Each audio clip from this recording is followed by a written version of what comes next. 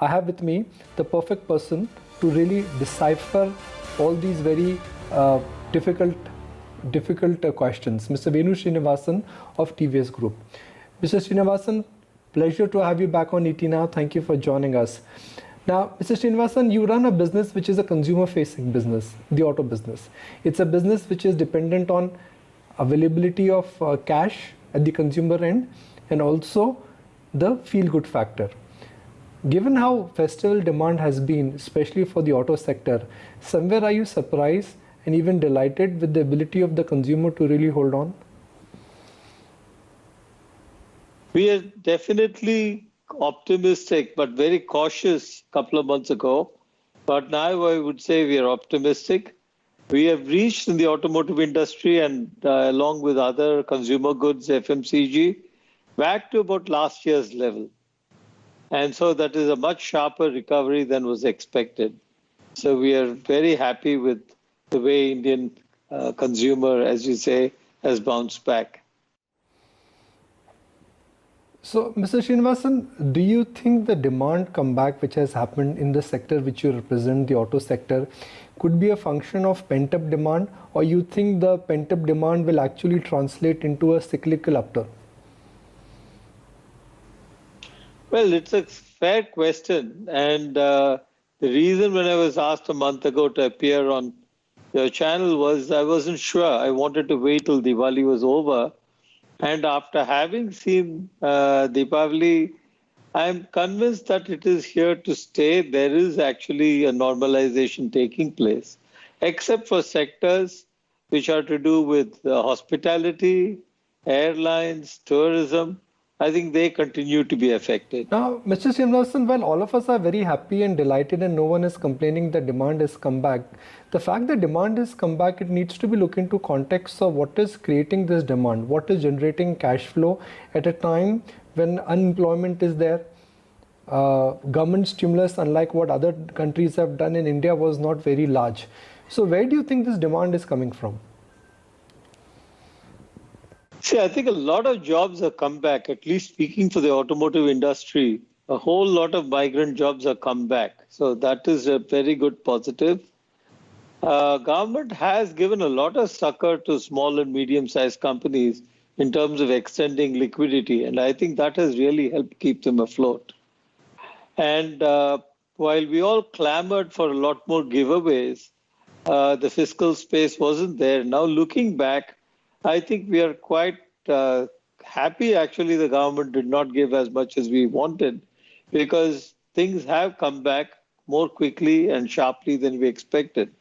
However, I have one caveat. I think government will have to do something for really distressed sectors and we cannot allow them to fail. Let me take three of them. One is airlines, other is hotels, and the third is power. All three sectors are in deep trouble and they are fundamental to the country. So government may have to step in with some fiscal benefits for very, very highly affected sectors, but not for everybody. Mr. Srinivasan, high-frequency data points are clearly indicating that we have a very strong revival in the rural economy, whether it is tractor sales or the way how vegetable and food prices have gone higher. You have a great pulse of the rural economy. Has led it, and I think if you look at it, which services it's not buying as much. But motorcycles are doing, mopeds are doing well because the rural economy is really punching above its normal weight.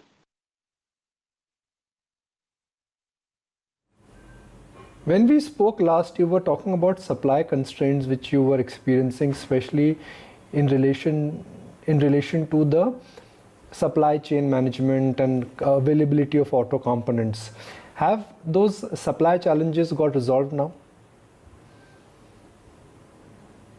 Yes, the rural economy has led it. And I think if you look at it, scooters are slower because the urban commuting or the urban middle class is not buying as much.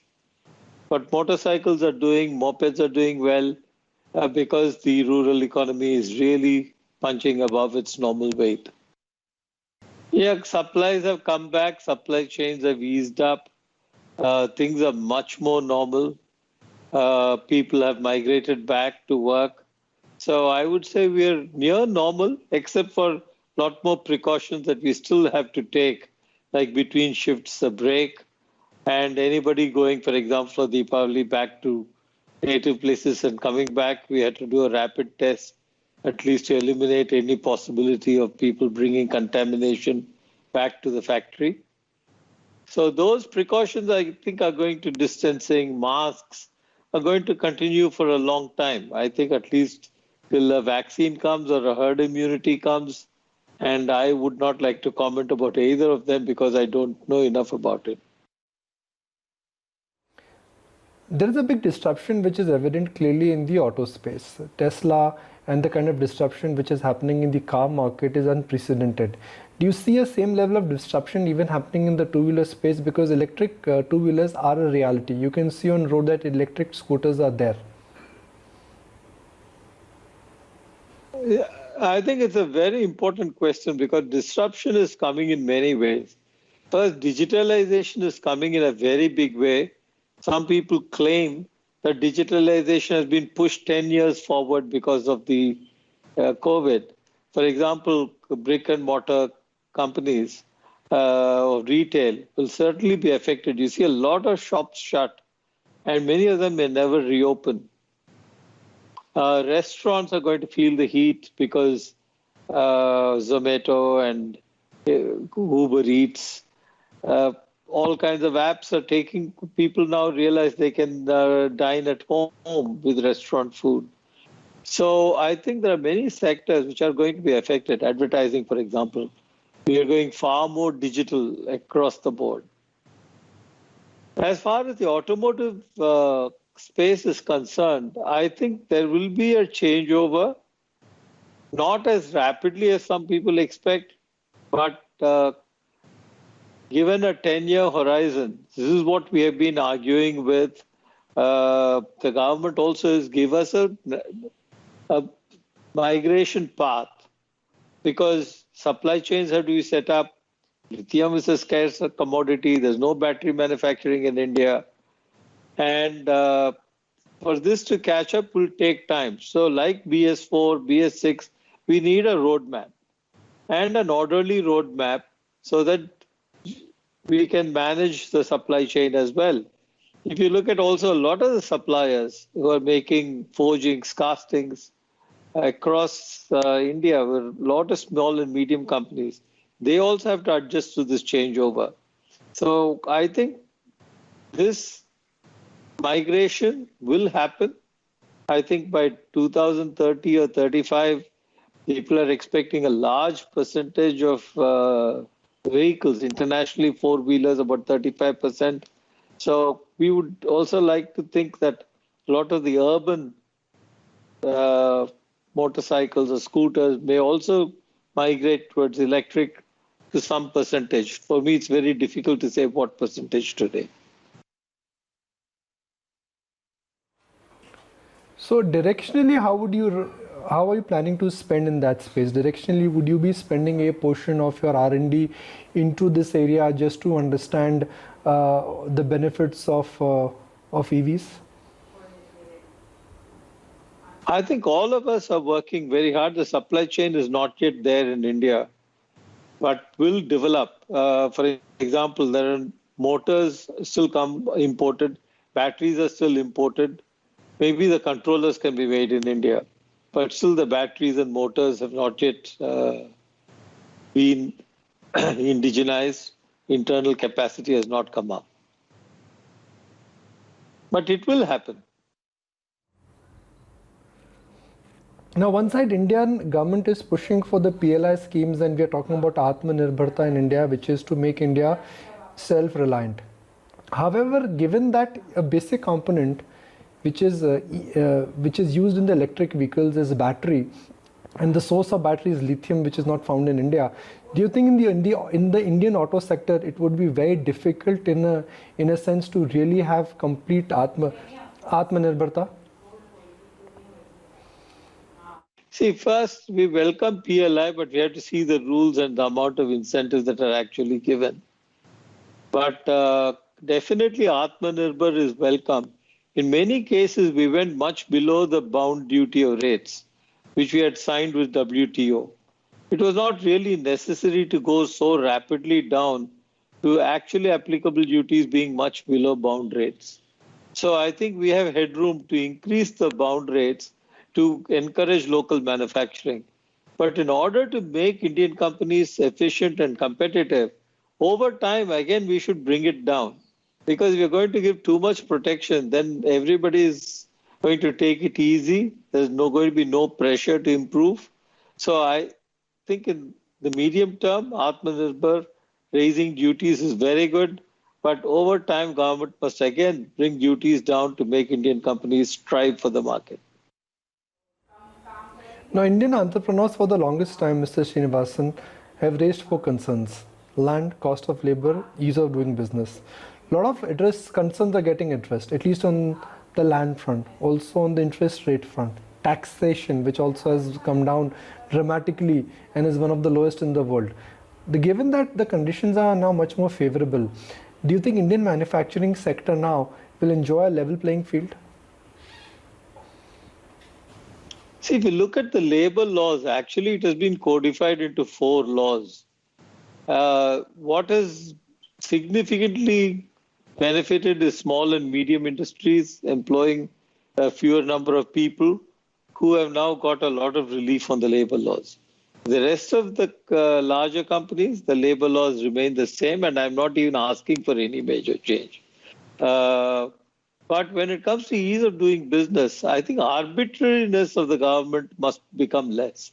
We cannot have new regulations, new statutes for maybe good reasons, but coming abruptly, which actually goes against ease of doing business, because we want certainty. We want to know what exactly will be the environment in which we operate. So whether it is governance rules or pollution rules or safety rules, I think government should lay out a roadmap and adhere to it. And there should not be sudden actions which upset the equilibrium. That is a very important part of ease of doing business. The second problem with the ease of doing business, the states. Still a lot of the land, power, water, pollution control, a lot of the issues are at the state level. Some states are doing well, like Tamil Nadu and some other states, but many states are not doing as well. So that is a very important aspect of ease of doing business. But when it comes to land, we still have not codified, computerized our land records. Khata or Patta, as it's called in different states. There is no real clear way that it is given. Local panchayat can issue a document to another party, and you suddenly find there's another person squatting on your land. This is something very easy to do. Why are we not computerizing our land records and making it very clear that we can do a deed search, use a law firm, and secure our land? So land is a big problem, is our land records. Now, Mr. Srinivasan, TVS Group is a very conservative group. Your whole ethos is centered around purpose-driven growth, focus on purpose and then profitability. As you look into future, where are you taking giant leap of faith? Because you have presence in logistics, you have presence in autos, you have presence in auto manufacturing. Some of your group companies are also there in other allied businesses. Where are you investing right now, assuming that the risk to return to the capital is going to be high and risk to the capital is low? See, next 5 years, the disruption we're going to see is digitalization. And it's a very, very exciting new world. And digitalization, connected vehicles, electric, all put together, there's a great opportunity for those who move very quickly. But if you think that things won't change and move slowly, then you will be doomed. So I'm very positive and very excited about the new future that's unfolding. The dynamics are changing. So from your standpoint, in the business which you represent, the auto business, auto ancillary business, what are the permanent changes? What are the temporary changes? And what are transient changes, which is that once vaccine comes back, the changes which we currently have adopted, for example, working from home or, managing things on remote may actually be neutralized. For all of us, I think it has been a great opportunity to actually go back to zero-based budgeting during COVID. Things were so bad from March 15th onwards to a couple of months ago that during those 6 months, we had to look at every cost. And one of the things, for example, travel, I think, is permanently reset. We will not travel on business as much as we used to because both the customers and the suppliers are now comfortable meeting on electronic medium.